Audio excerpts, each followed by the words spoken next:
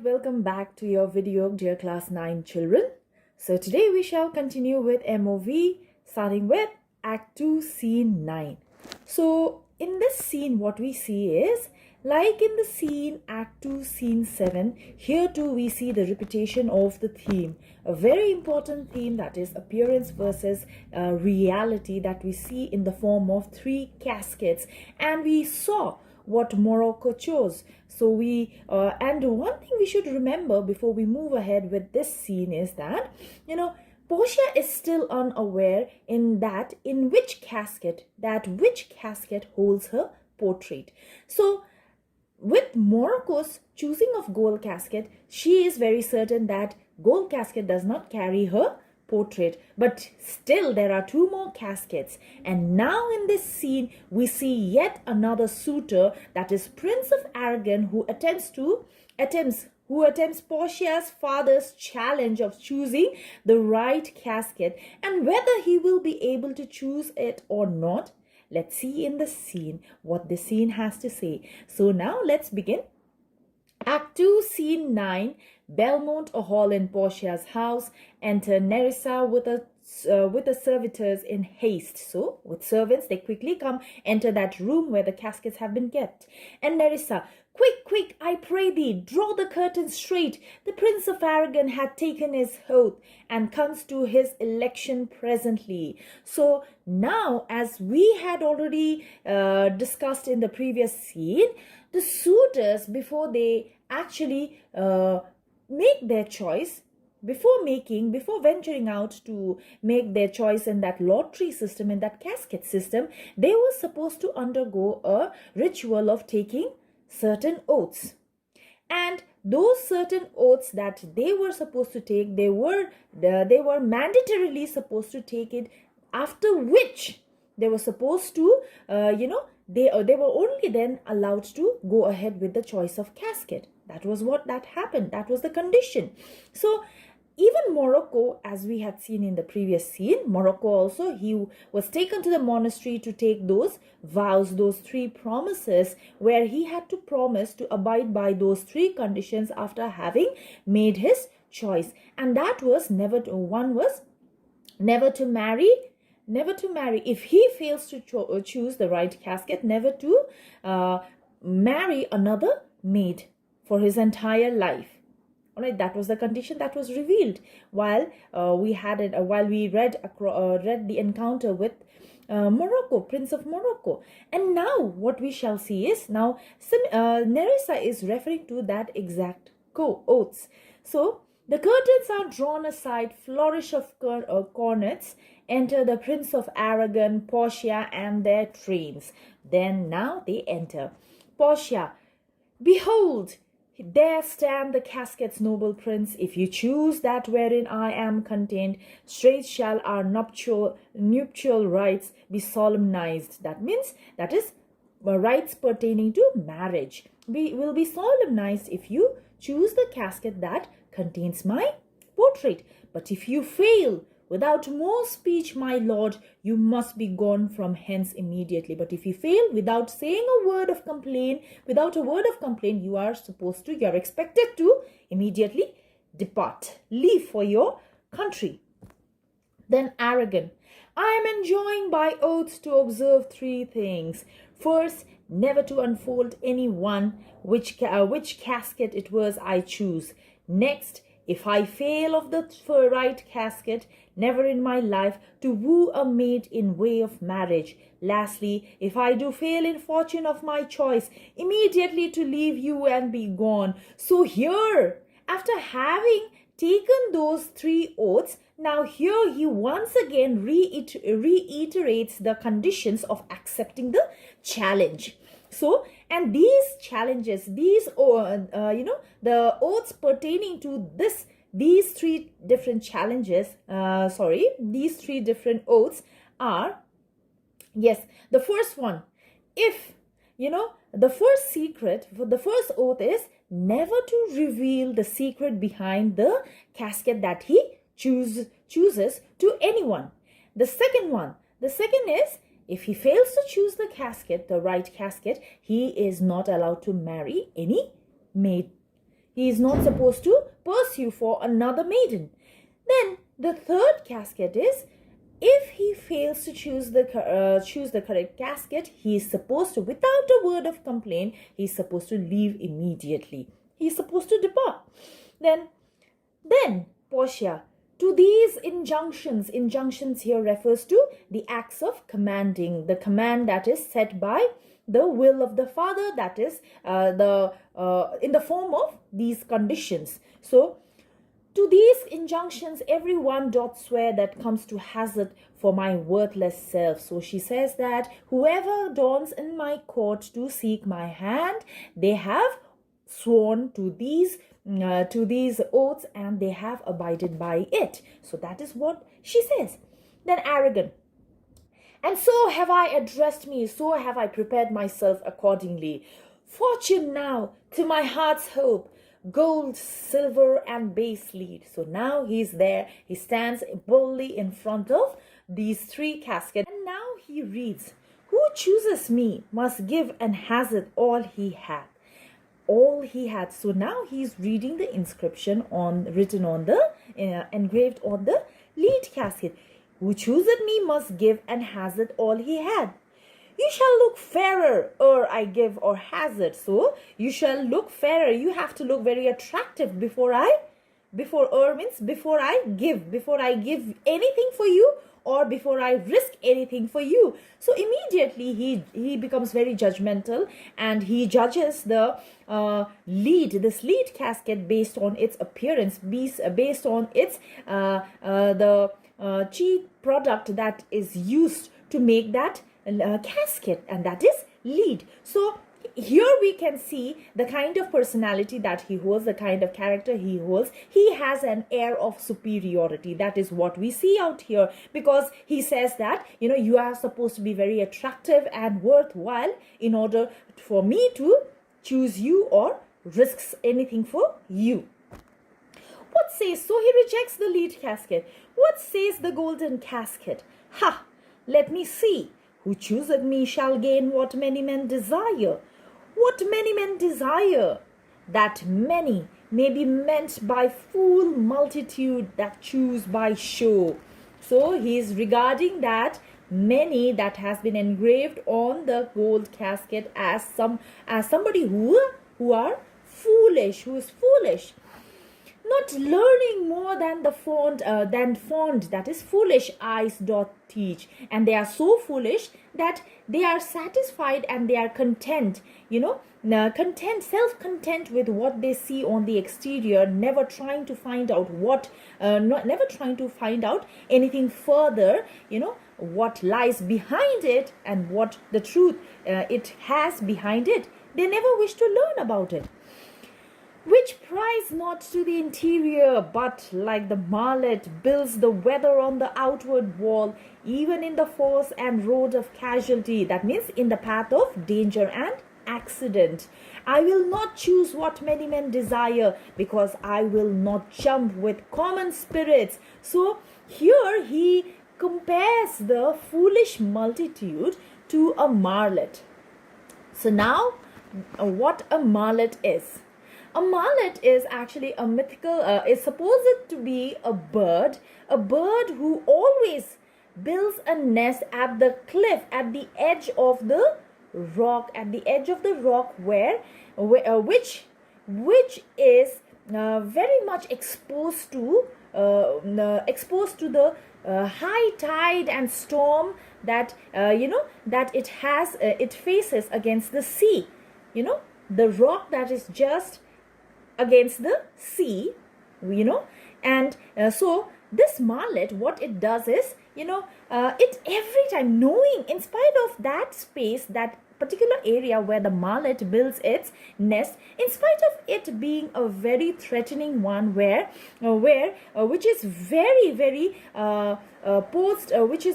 posed to all forms of threat and danger. It's very prone, most importantly prone to accidents.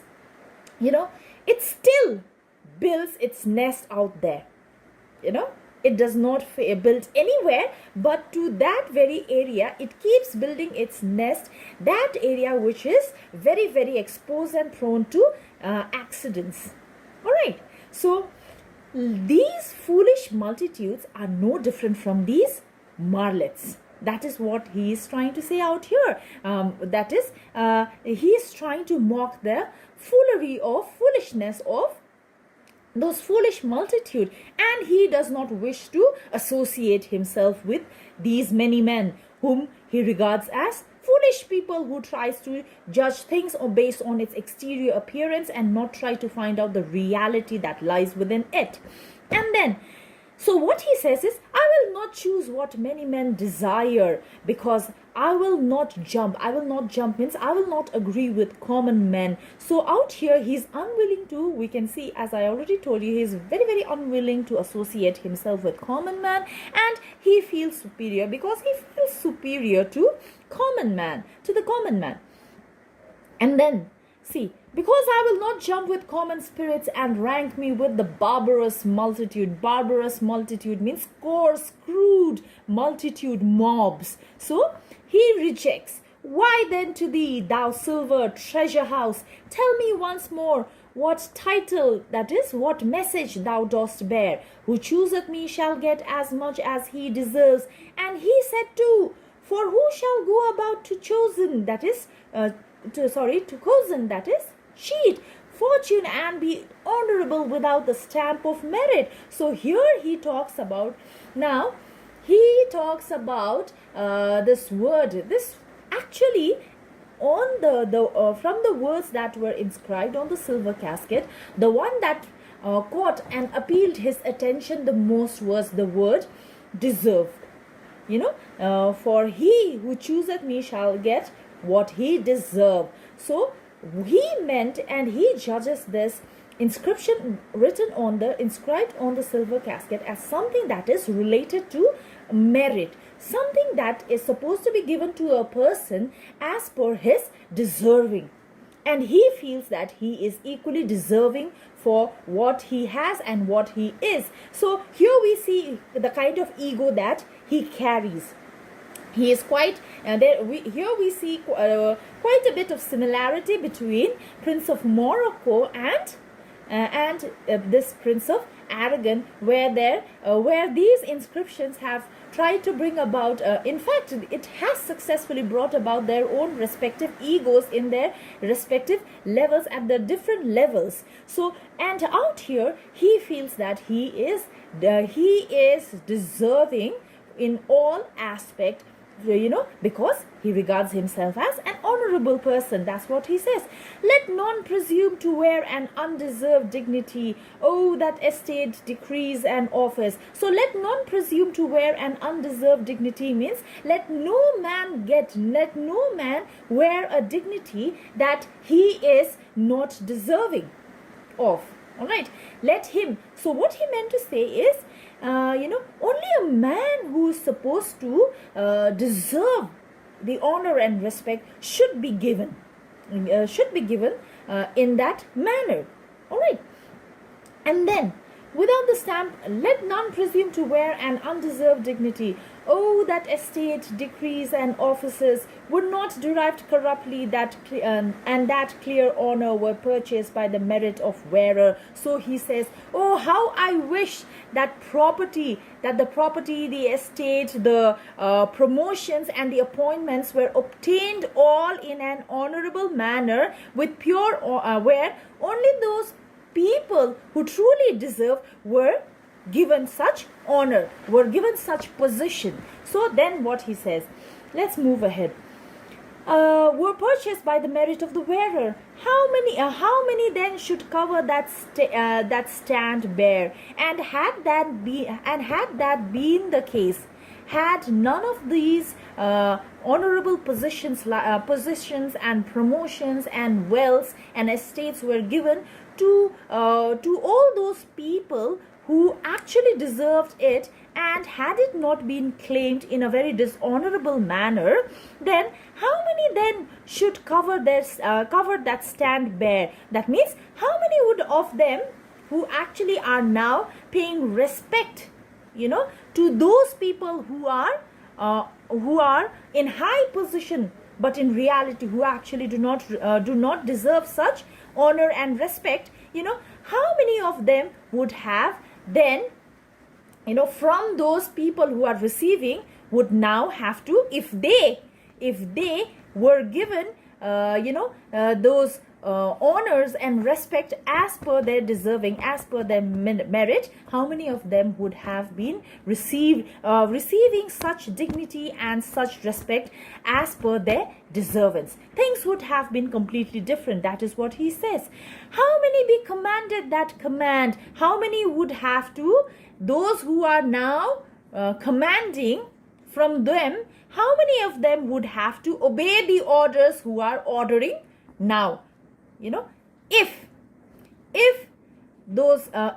honor and respect were given, if honor and respect and merit were given as per the deserving of that individual, had it been, the case would have been totally a different way. The case would have been totally the opposite, where now the people who were ordering, those people who actually claimed their position in a very dishonorable manner, those people who are now giving orders, they would have to be paying, they would have to be receiving orders, they would have to be taking orders from those who actually deserve that position. So that is what he says. It would have happened just the opposite.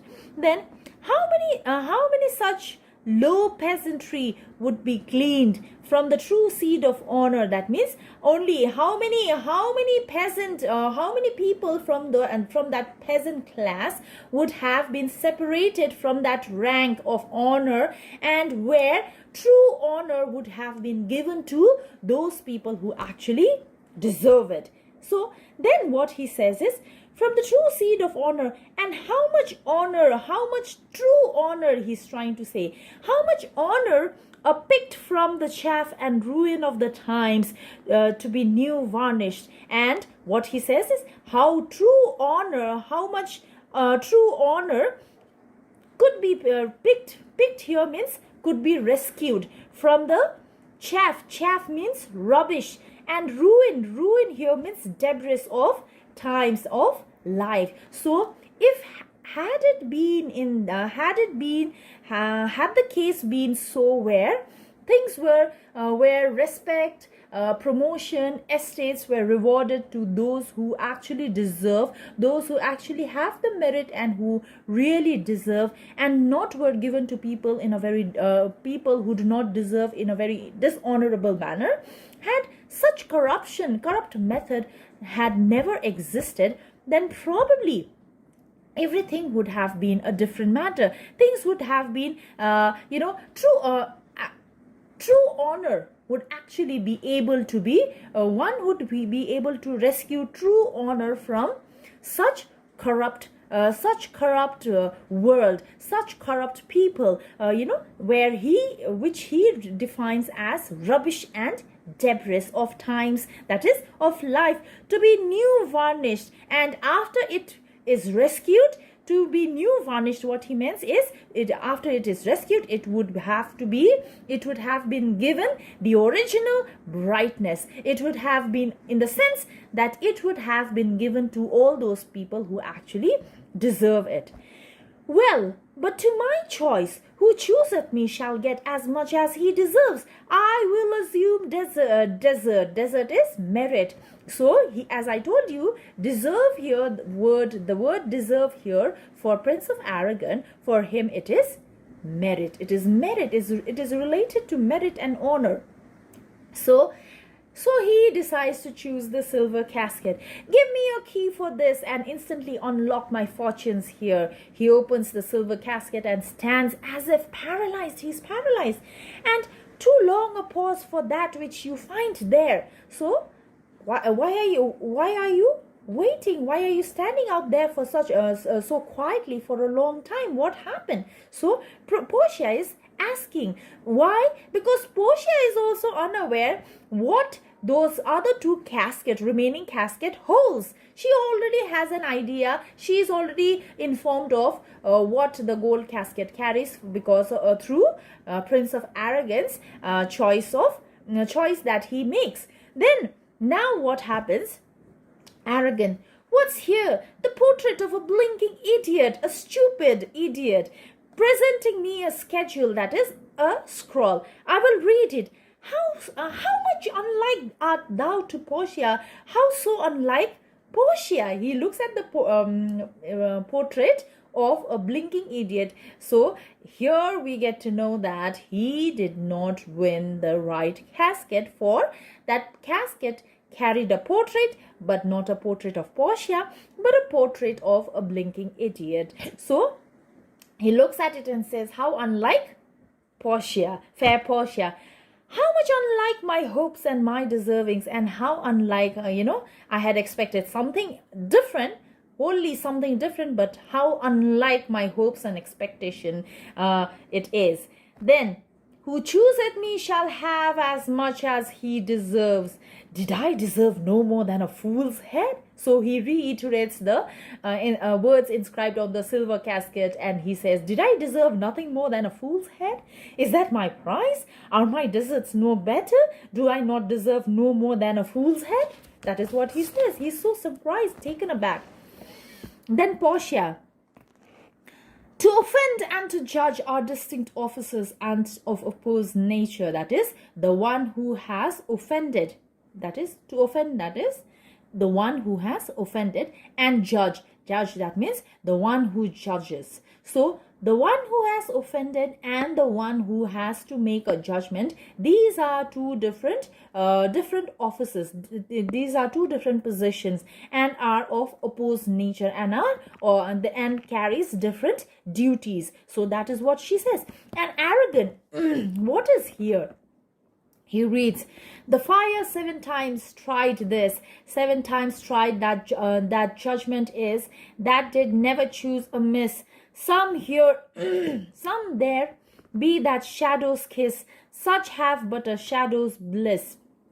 So here he says, so Prince of Aragon out here is reading the scroll. And here he says, the fire 7 times tried this. The fire, even the silver casket had been tested by fire 7 times in order to achieve its purity, its pure form. And 7 times tried that judgment is. And so because of that, sevenfold it will never, because of that 7-fold times it will never go wrong in its judgment. That did never choose amiss. Some there be that shadow's kiss. And, choose amiss means, and it never went wrong. The choice, never went wrong. Some there be that shadow's kiss means some people, they are very much attached to their shadows. Such have but a shadow's bliss. And such people who are very attached to their shadows, they receive shadowy happiness. There be fools alive, I wish, silvered over. And there are some people who are very foolish. Some people who are foolish, and those people are people who grow gray hair, and gray hair is supposed to be symbolically, it symbolizes wisdom. All right, it's symbolically supposed to represent wise people. So, and there are people who actually are very, very foolish, who are very, very foolish, but, in order to deceive the people, they grow gray hair in order to present themselves as somebody wise and men of wisdom. And he's referring, the scroll is referring to such people. And so was this. And just as those people who try to grow gray hair in order to deceive the world, likewise, even this silver casket, this silver casket was also meant to deceive people like you. So, take what wife you will to bed. I will ever be your head. So be gone. So now you have lost. you have lost lost in making the right casket, because this casket had been disguised with a covering of silver, and you were fooled you were fooled just as you were fooled by the silver casket, just as those foolish people with gray hair who try to deceive the world. So you have lost. I will ever be your head. So, and now that you have failed to choose the right casket, forever I will be your head. That is, I will forever be your head. I will always be a reminder of your foolishness. Then, so be gone, you are sped. So your quest is over. So you better be gone out here. So out here, what we see is Prince of Aragon, like Prince of Morocco, is also driven by the sense of ego. He chooses the casket that most appeals his ego, his own ego, just as what we saw in the previous scene, Act 2, Scene 7, where Morocco also chooses the casket that appeals his ego the most. So out here, the casket that appealed his ego the most was the silver casket that promised to give him what he deserves the most. So, but eventually he failed. Thus, out here we very clearly see the theme of appearance versus reality. Then see, by the time I linger here with one fool's head, I am to woo, but I go away with two. Sweet adieu, I will keep my oath patiently to bear my word. So he exits. But if I linger out here anymore, I will appear more foolish than I already have made myself of. So then he immediately departs. He bids farewell to fair Portia and he departs.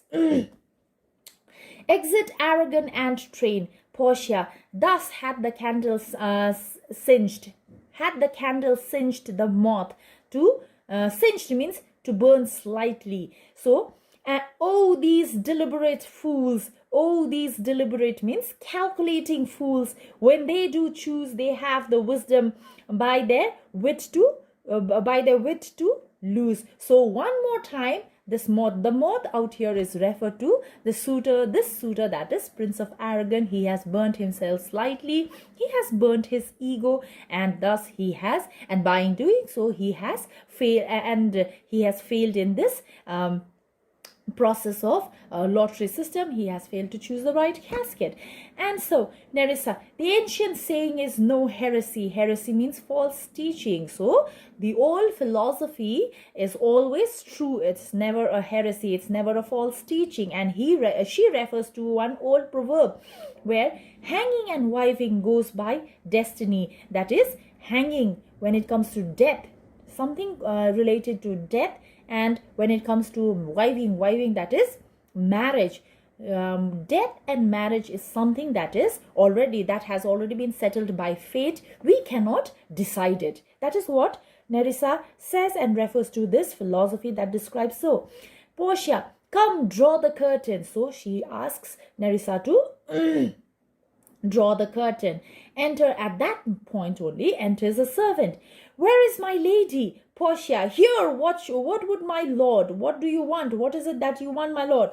Servant, madam, there is alighted at your gate. That is, somebody has descended on a horseback, from on horseback at your gate, a young Venetian, one that comes before. So now who might this person be?